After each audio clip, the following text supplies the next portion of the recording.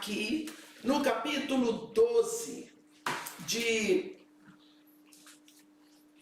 Atos, há um momento em que nós vamos ver o que acontece com a oração dos filhos de Deus. No capítulo 12 de Atos, este é um capítulo muito conhecido, porque estava na época da Páscoa.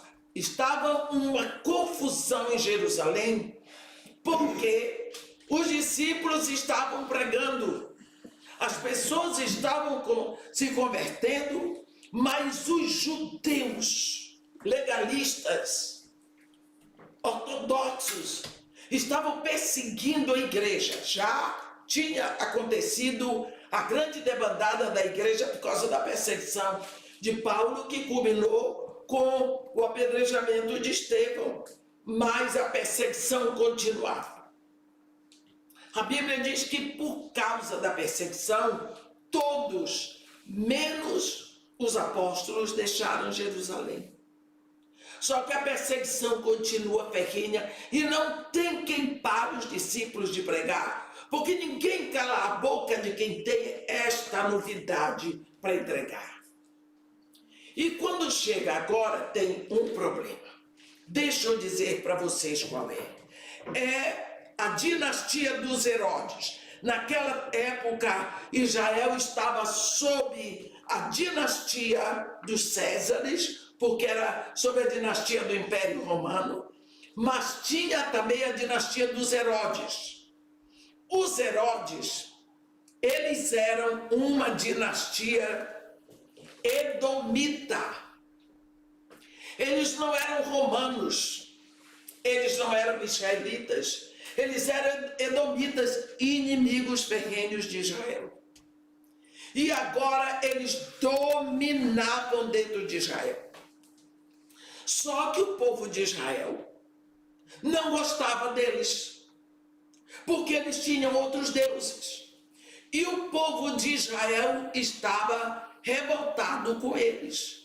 E porque eles sabiam que eles não eram aceitos, então eles estavam querendo aproveitar a situação para agradar o povo de Israel, para receber a simpatia do povo. Como que eles iam fazer isso? Se o povo de Israel, as autoridades de Israel, estão querendo acabar com os cristãos, então nós vamos acabar com os cristãos para agradar o povo de Israel. Então nós teremos a simpatia deles. Então nós temos que, olha, às vezes nós falamos Herodes, Herodes, Herodes, e as pessoas pensam que Herodes era um rei. Herodes é uma dinastia. Deixa eu ver.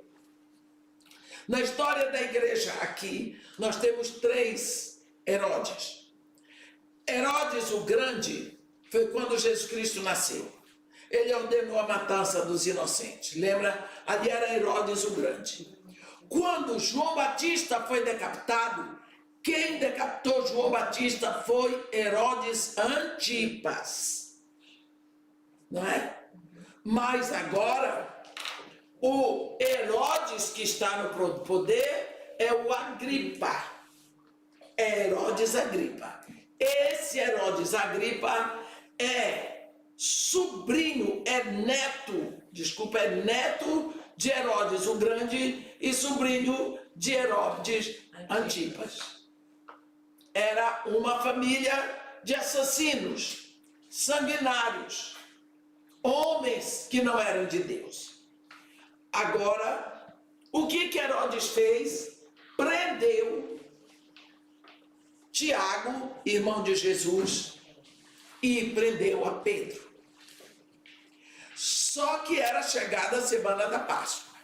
Então, antes, ele passou Tiago na faca. Decapitou Tiago. Tiago, não o Tiago, irmão de Jesus. Tiago, irmão de João. João e Tiago, filhos de Zebedeu. Então, tem o Tiago, que é irmão de Jesus, tem o Tiago, que é irmão de João, o evangelista, que escreveu o evangelho. Esse Tiago, irmão de João, foi decapitado. Com isso, as autoridades se agradaram muito. Afinal de contas, Herodes matou um homem que está deturpando a religião hebraica. Então, como ele viu que agradou muito ao povo de Israel, então ele prendeu Pedro para Pedro ser morto depois da Páscoa. É sobre isso que nós vamos ver, porque nós sabemos que Pedro não foi morto. Herodes não conseguiu matar Pedro. E nós vamos ver o que tem a ver a oração com esse fato. Então, no capítulo 12 de Atos, nós vemos agora. Por aquele tempo, mandou o rei Herodes prender alguns da igreja para os maltratar, fazendo passar a fio da espada a Tiago, irmão de João. Vendo ser isso agradável aos judeus, prosseguiu prendendo também a Pedro. E eram os dias dos pães asmos. Tendo-o feito prender, lançou-o no cárcere, entregando-o a 4 escoltas de 4 soldados cada uma, para guardarem, tensionando apresentá-lo ao povo depois da Páscoa. Deixa eu parar aqui. Por que é que Herodes resolveu botar 4 revezamentos de soldados romanos para tomar conta de Pedro? 4 soldados para tomar conta de um homem. Porque já tinha acontecido de prender Pedro. Lembra quando prenderam Pedro e João? E quando foi no outro dia que foram buscar para matar, o lugar estava limpo. O anjo tinha aberto a porta para eles e disse para eles irem dar testemunho no templo. Quando pergunta, manda chamar os presos. Chegaram lá, está tudo fechado, tudo trancado, eles não estão lá. E cadê para onde foram? Alguém chegou, mas eles estão desde cedo pregando lá no templo. Então, para não acontecer deles desaparecerem de novo, agora eles têm 4 vezes 4 soldados. Tem o turno de 4 soldados ali para ficarem amarrados com Pedro. Acabou aquele turno, entram mais 4. Então você vê que a coisa é séria. No versículo 5, aqui de Atos 12, está escrito: Pedro, pois, estava guardado no cárcere. Olha o que nos interessa.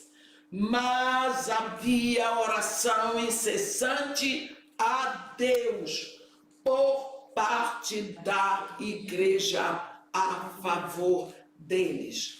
Olha o que vai acontecer. Pedro, vou repetir o versículo 5.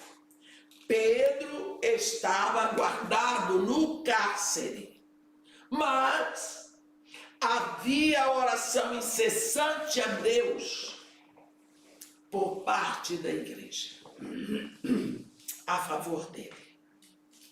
Quando Herodes estava para apresentá-lo, naquela mesma noite, Pedro dormia entre 2 soldados, acorrentado com 2 cadeias e sentinelas à porta, guardando o cárcere. Eis, porém, que sobreveio um anjo do Senhor, e uma luz iluminou a prisão, e tocando ele o lado de Pedro, o despertou, dizendo: levanta-te depressa. Então as cadeias caíram-lhe das mãos. Disse-lhe o anjo: cinge-te e calça as sandálias. E ele assim o fez. Disse-lhe mais: põe a capa e segue-me. Então, saindo, o seguia, não sabendo o que era real o que fazia por meio do anjo. Parecia-lhe antes uma visão. Depois de terem passado a primeira e a segunda sentinela, chegaram ao portão de ferro que dava para a cidade, o qual se lhes abriu automaticamente, e saindo, enveredaram por uma rua, e logo adiante o anjo se apartou dele. Olhe o que aconteceu. Então Pedro, caindo em si, disse: agora sei verdadeiramente que o Senhor enviou o seu anjo e me livrou da mão de Herodes e de toda a expectativa do povo judaico. Considerando ele a sua situação, resolveu ir à casa de Maria, mãe de João, cognominado Marcos, onde muitas pessoas estavam congregadas e oravam. Quando ele bateu ao postigo do portão, veio uma criada chamada Rode ver quem era. Reconhecendo a voz de Pedro, tão alegre ficou que nem o fez entrar, mas voltou correndo para anunciar que Pedro estava junto do portão. Eles disseram: estás louca? Ela, porém, persistia em afirmar que assim era. Então disseram: é o seu anjo. Entretanto, Pedro continuava batendo. Então eles abriram, viram-no e ficaram atônitos. Ele, porém, fazendo-lhes sinal com a mão para que se calassem, contou-lhes que o Senhor o tirara da prisão e acrescentou: anunciai isto a Tiago e aos irmãos. E assim retirou-se para outro lugar. Sendo já dia, houve não pouco alvoroço entre os soldados sobre o que teria acontecido a Pedro. Herodes, tendo-o procurado e não achado, submetendo os sentinelas em inquérito, ordenou que fossem justiçadas. E descendo da Judéia para Cesareia, Herodes passou ali algum tempo. Nós sabemos que Herodes iria matar Pedro. Deus manda um anjo e o anjo simplesmente liberta Pedro. Os soldados não viram, as portas se abriram automaticamente. O anjo levou Pedro até onde ele estava salvo. Pedro vai para a casa de Maria, porque a casa de Maria, lá em Jerusalém, que era prima de Barnabé, ela era que acolhia a igreja de Jerusalém. Era lá que eles se reuniam. E era lá que tinha a reunião de oração incessante por Pedro. Quando ele bateu na porta, a moça que trabalhava na casa, Rode, reconheceu a voz de Pedro, mas ela ficou tão fora de si que ela foi avisar para o povo que estava orando: olha, Pedro está aí. Ninguém acreditou nela. Crente. Eles estavam orando para Deus libertar Pedro e não acreditaram que Deus libertou. Eles tinham fé para orar, mas não tinham fé para ver o milagre acontecer. Crente. Crente é assim. Nós somos assim desde o princípio. Mas nem por isso Deus deixou de ouvir a oração deles. Foi tão difícil. Foi mais difícil para Pedro entrar na casa de Maria do que ele sair da prisão. E o povo estava orando. Quando veio, ainda disseram assim: não é ele, não, é o anjo dele. Ó, e anjo bate na porta. Outra coisa, vieram todos juntos. Você já imaginou?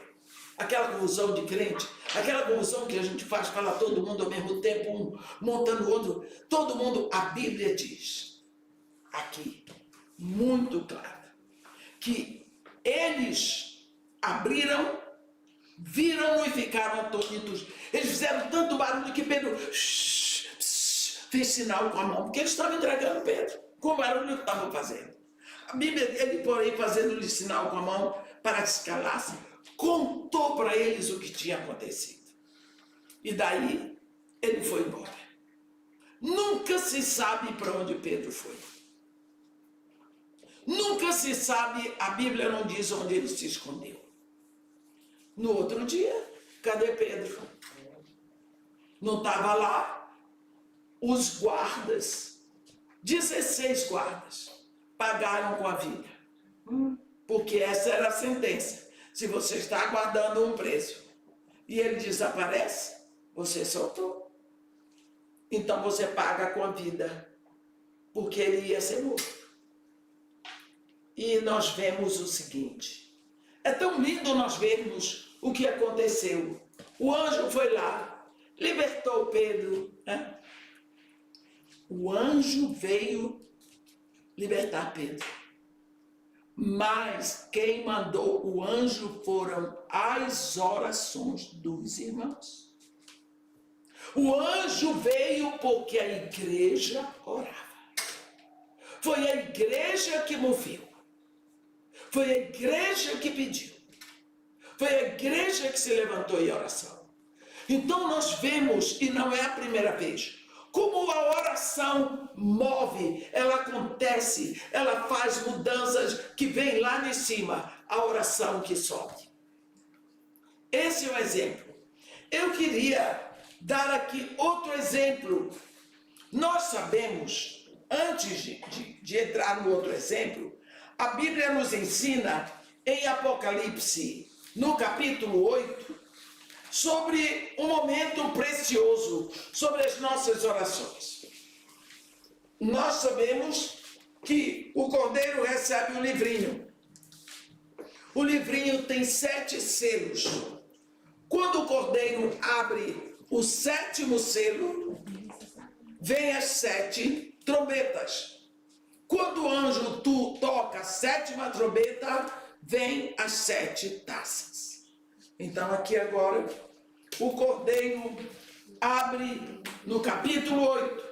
Quando o Cordeiro abriu o 7º selo, houve silêncio no céu cerca de meia hora. João diz que ele viu 7 anjos que entraram. A cada um desses 7 anjos é dada uma trombeta. Agora, silêncio, os anjos estão prontos para começar a tocar. Entra um outro anjo, que não faz parte do grupo das trombetas. Ele traz na mão, a Bíblia diz, um incensário de ouro. Ele ficou em pé diante do altar, com o incensário de ouro, e foi-lhe dado muito incenso, a Bíblia diz no versículo 3, para oferecê-lo com as orações de todos os santos, sobre o altar de ouro que se acha diante do trono. Olhe bem. As orações de todos os santos, misturado com incenso, sobre o altar de ouro, para perfumar o trono de Deus. Quem são os santos cujas orações estavam ali? A Bíblia não nos dá nenhuma autoridade para dizer que uma pessoa, um pecador que morreu, depois de morto faz milagre e vira santo. A Bíblia não nos ensina isso. A Bíblia diz o seguinte, que quando você se rende a Jesus Cristo, você se rendeu, Ele lhe faz filho de Deus.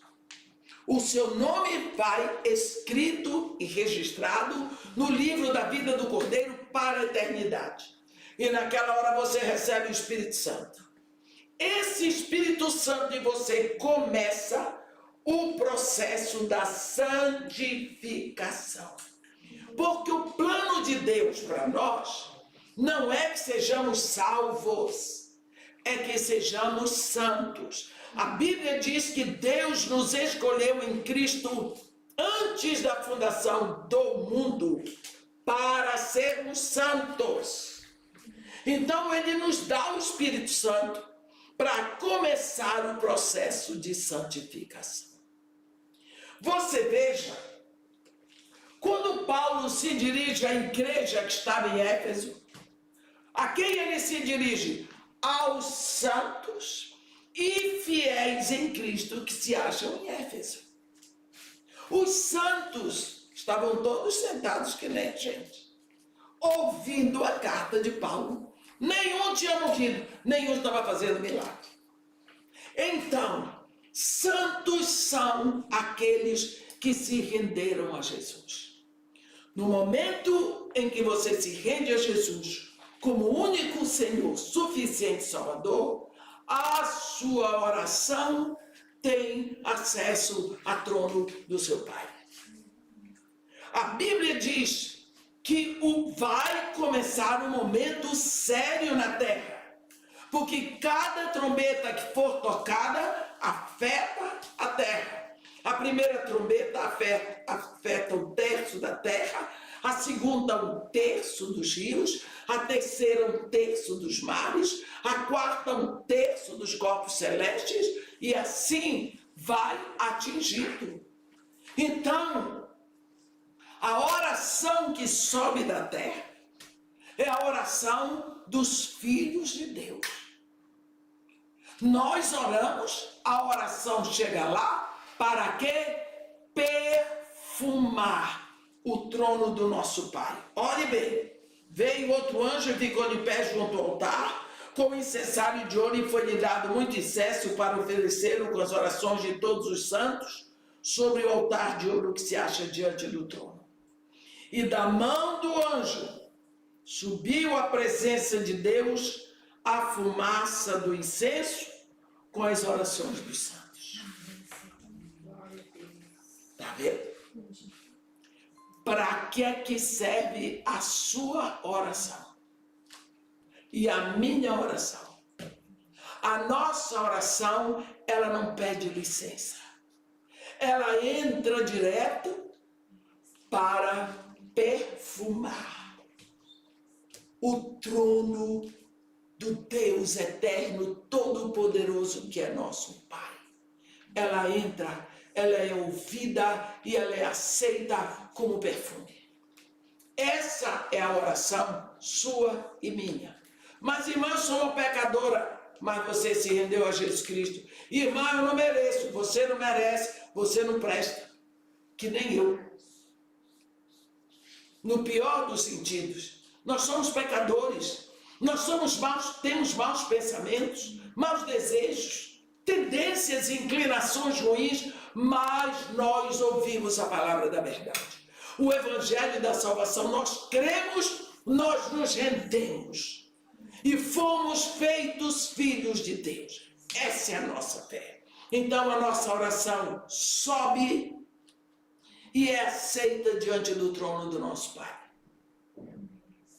Mas já vimos que a oração do hipócrita fica com ele mesmo.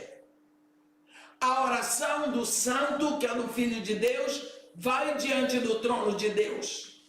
Nós vimos o exemplo de uma igreja que estava orando na casa de uma mulher incessantemente, e Deus mandou o anjo livrar a vida de Pedro das mãos de Herodes. Como a nossa oração tem acesso ao Pai, e o Pai toma providências. Mas e os ímpios? Eles oram, oram. E como é que fica a oração deles? Eles não fazem discurso. Eles também não são filhos de Deus. Como fica a oração do ímpio? A oração do ímpio, vamos ver sobre essa oração no capítulo 10 de Atos. Nós vamos ver a oração de alguém que ainda não é filho de Deus. Como é que fica? Havia um homem, a Bíblia diz, capítulo 10 de Atos, morava em Cesareia um homem de nome Cornélio, centurião da corte chamada italiana. Olha este homem, meus irmãos, piedoso, versículo 2, temente a Deus com toda a sua casa, que fazia muitas esmolas ao povo e de contínuo orava a Deus. Este homem orava mais do que muito crente. Porque ele orava de contínuo. Paulo nos admoesta: orai sem cessar. A Bíblia diz de contínuo. Olha esse homem, piedoso, temente a Deus, fazia muitas esmolas ao povo com sua casa e de contínuo orava a Deus. Você quer um crente melhor? O homem orava. Mas quantas vezes eu tenho ouvido pessoas dizerem: irmã, eu não gosto de pensar muito nas coisas, porque a minha avó, a pessoa me diz, era uma mulher santa. Ela era uma pessoa tão boa, tão boa, tão boa. Ela manteve o casamento com meu avô era um homem difícil. Ela se sacrificou, ela ajudava os outros. Ela era uma mulher que eu nunca vi minha avó pecar. Irmã, esta mulher tem que estar salva. Eu digo: olha, Deus, se eu sou dona da casa e eu determinar que na minha casa ninguém entra pela porta da cozinha, ninguém entra pela porta da cozinha, a casa é minha. Deus determinou. Ninguém vem a mim se não for pelo meu filho. Deus determinou. Ninguém vem ao Pai, Jesus diz, se não for por mim, porque eu sou o caminho para ele, eu sou a porta para ele. Ninguém. Pode ser bom, pode dar esmola para os pobres, pode fazer o que quiser. Se não vier atrás de mim, não chega ao Pai. Acabou. Mas ela era uma pessoa caridosa, porque lá no ventre da mãe dela, quando Deus estava formando ela, ele botou um dom chamado misericórdia. Por isso ela é boa. Não adianta. Eu sinto dizer. Minha mãe era uma pessoa tão caridosa, a minha mãe, tão caridosa, ela tinha um apelido de papa defunto na família. Ela não podia saber que um pobre morreu. Ela ia lá pegar medida para fazer roupa de um tecido chamado lamê. Vocês já ouviram falar? Tipo cetim, mas é um cetim mais barato. Para fazer a mortalha. Para ver como é que a pessoa ia ser enterrada, para ajudar. Ela gostava de ajudar. A diferença entre ela e minha madrasta é que minha madrasta era caridosa, mas era filha de Deus. Minha mãe era caridosa e era mariólatra. Eu não discuto salvação. Deus me defenda, não é da minha conta. Mas, se minha mãe, até o último momento, não se rendeu a Jesus, não se rendeu. Não adianta querer forjar outros caminhos, porque fulano porque é bonzinho. O céu não é lugar de bonzinhos. O céu é lugar de filhos de Deus que se renderam ao seu filho, aqui na terra. Então, a oração de Cornélio está assim, ó. Ela não para, ela não entra. Por quê? Porque para entrar só se ele for filho de Deus. E Cornélio nunca ouviu falar de Jesus. Nunca ouviu. Então, continuando a leitura do capítulo 10, no versículo 3. Este homem observou claramente durante uma visão cerca da hora nona do dia, 3 horas da tarde. Um anjo de Deus que se aproximou dele e lhe disse: Cornélio. Este, fixando nele os olhos e possuído de temor, perguntou: que é, Senhor? E o anjo lhe disse: as tuas orações e as tuas esmolas subiram para a memória diante de Deus. Você entendeu? A sua oração, que você é filho de Deus, ela sobe como perfume. A oração do outro que não é filho de Deus, ela sobe para a memória. Agora, envia mensageiros a Jope e manda chamar Simão, pois tem sobrenome Pedro. Ele está hospedado com Simão, curtidor, cuja residência está situada à beira-mar. Logo que se retirou o anjo que lhe falava, chamou 2 dos seus domésticos e um soldado piedoso dos que estavam a seu serviço, e havendo-lhes contado tudo, enviou-os a Jope. Olhe bem. O anjo diz para ele: tuas orações subiram para a memória. Deus está lembrando de ti, mas a tua oração não pode entrar, mas Deus tomou providências a teu respeito. Esse rapaz deu tanta esmola, esse rapaz orou tanto, que Deus tomou providência. Qual foi a providência que Deus tomou? Mandou um anjo dizer para ele chamar Pedro, para Pedro vir pregar Jesus, para ele se render a Jesus, para a oração dele entrar. É interessante que o anjo não pregou Jesus para Cornélio, porque anjo não prega o evangelho. O evangelho ficou ao nosso encargo. O evangelho é para nós pregarmos. Anjo não prega. Tem muita coisa que aconteceu. Cornélio manda os soldados dele para chamar Pedro. Pedro vem. E quando Pedro chega, Cornélio conta para ele tudo o que aconteceu, né?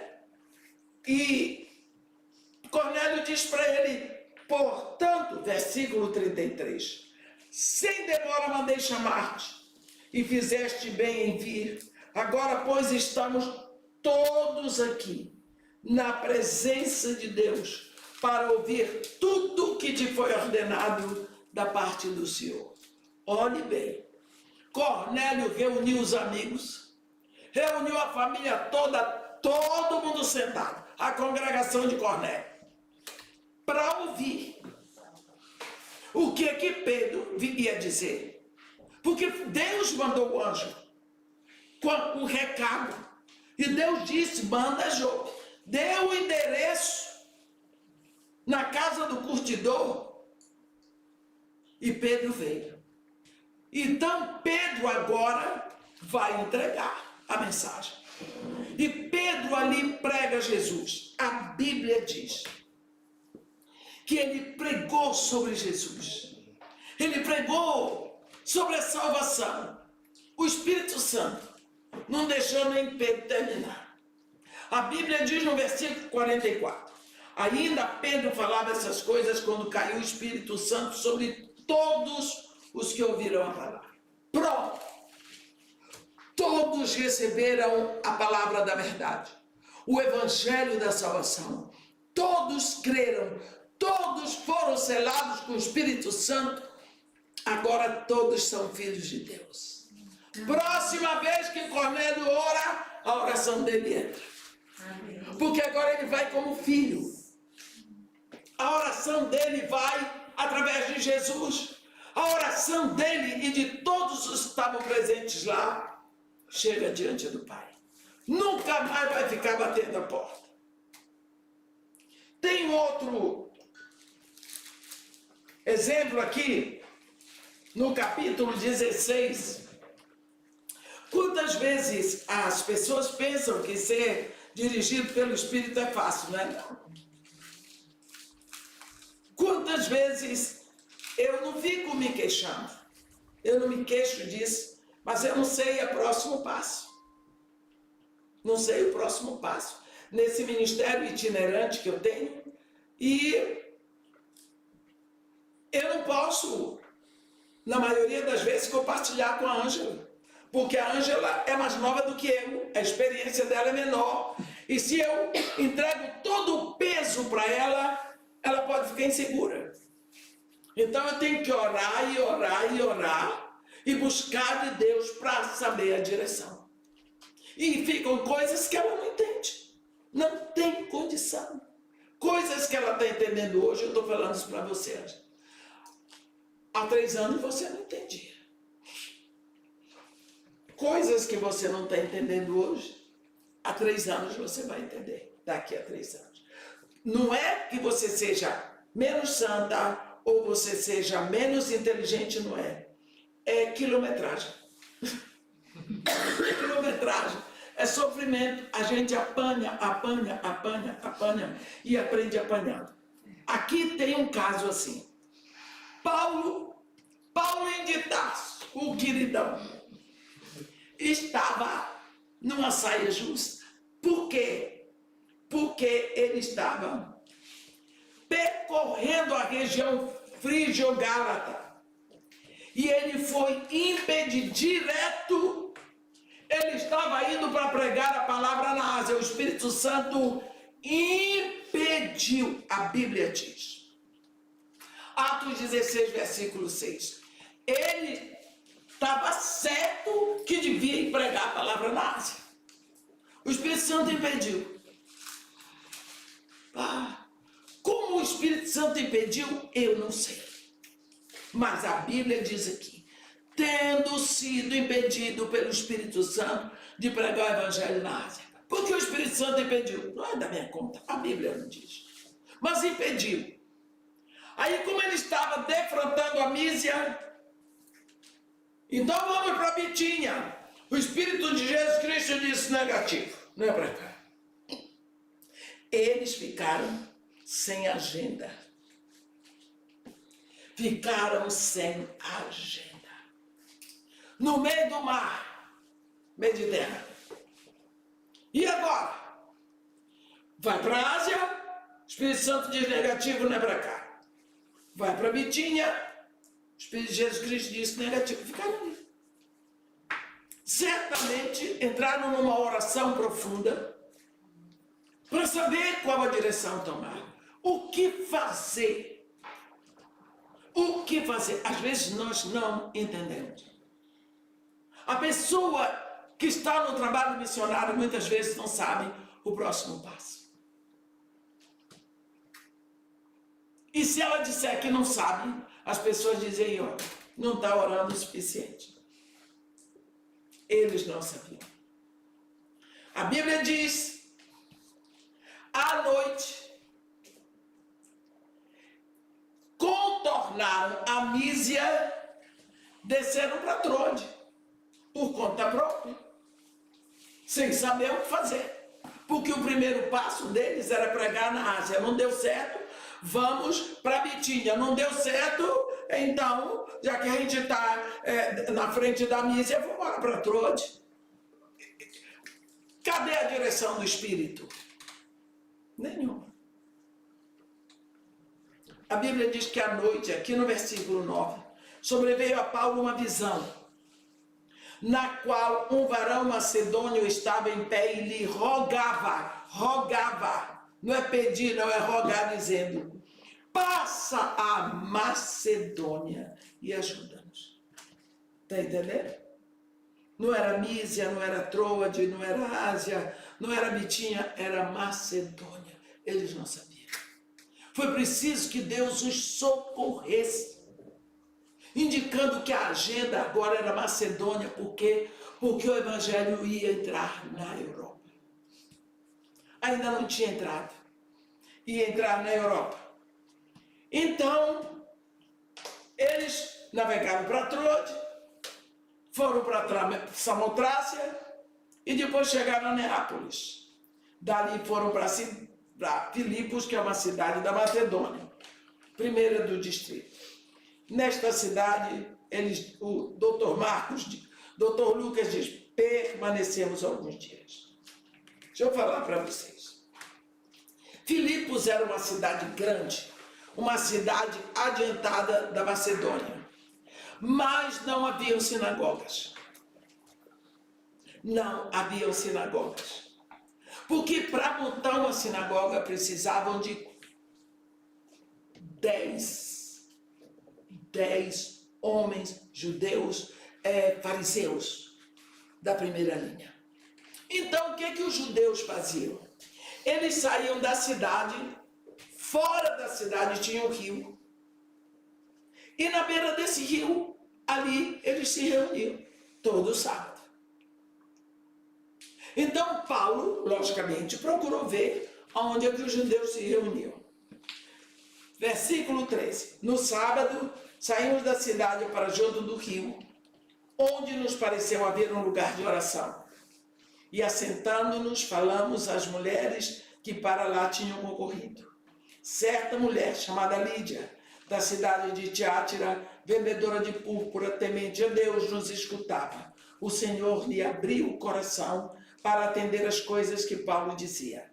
Depois de ser batizada, ela e toda a sua casa nos rogou, dizendo: se julgais que eu sou fiel ao Senhor, entrai em minha casa e aí ficai. E nos constrangeu a isso.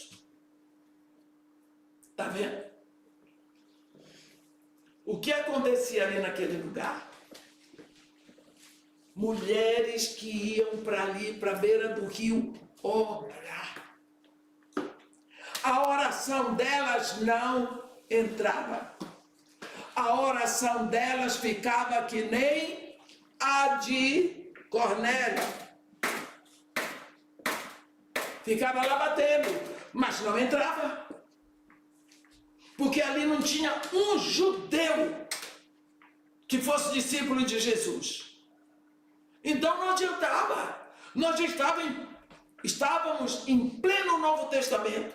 Jesus Cristo já tinha ido à cruz, já tinha ressuscitado, o Espírito Santo já estava lá, a igreja já tinha saído de Jerusalém, o cristianismo estava indo com toda a força, mas não tinha chegado ali. Porque não tinha entrado no continente europeu. Haviam pessoas rezando como se rezava no Antigo Testamento, fazendo as mesmas rezas, e desejosos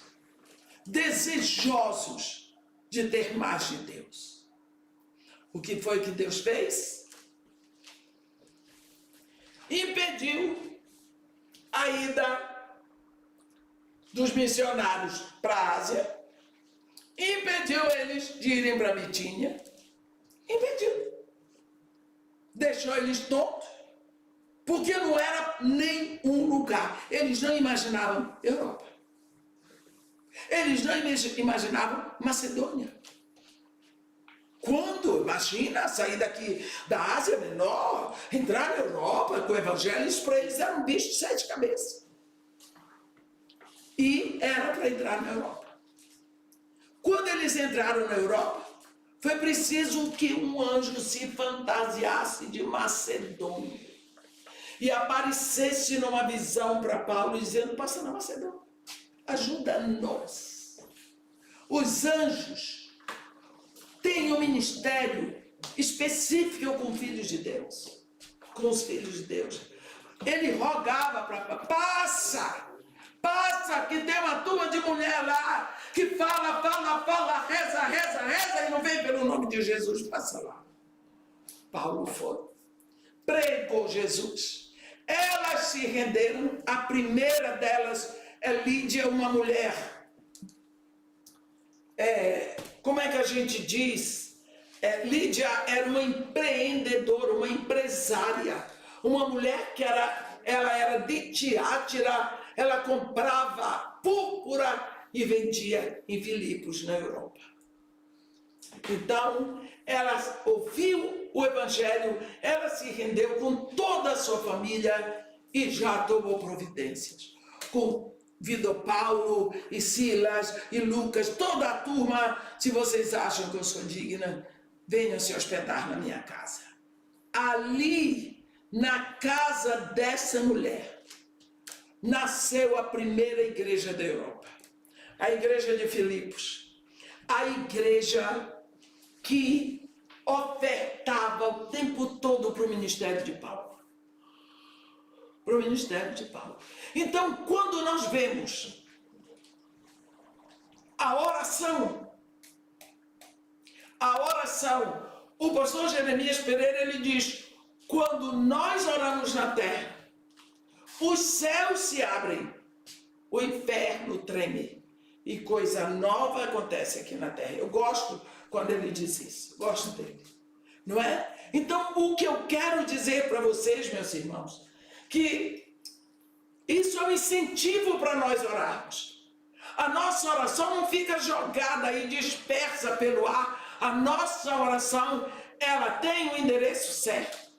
Você ora pelo nome de Jesus, ela vai direto ao trono de Deus. ela perfuma. E porque você é filho de Deus, você não precisa fazer muitas mesuras. Entre no seu quarto. Jesus Cristo diz em Mateus 6, e ora ao teu Pai em secreto. E o teu Pai que te ouve em secreto, te recompensará. Mas quando você orar, não fique com várias repetições, achando que isso vai resumir alguma coisa. Não, que Deus é doido.